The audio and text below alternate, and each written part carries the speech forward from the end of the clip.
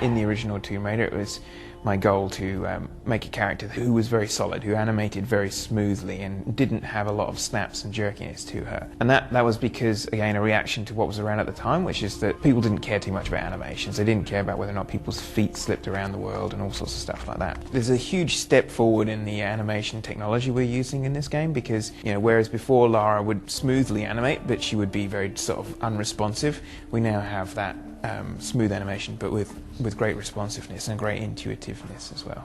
We animate everything by hand for Lara, and we're actually overlaying masses of different animations together to create the sort of smooth and fluid movement that Lara has in the game. Another thing that we've been doing that's a big step forward for this game is the quality to the actual model itself. We've got a lot more detail, not only in terms of her skin and her costumes, but in terms of her gear. Like the actual individual parts of equipment that she uses are modeled separately so that you can actually see them. They're actually attached to her and she actually physically uses them, takes them off her belt and stuff. We've got the poly count on the model is quite outrageous, really. We had 10,000 or so polys on Lara alone. We've got all sorts of detail on her as well. Like she gets dirty when she runs around, and she gets wet when she goes into water, and she'll react to things like being cold, or she knows that she's wet and might shake herself when she gets out of the water and stuff like this. So she's very much trying to create a character that's very alive, that seems very, very real when you're playing her.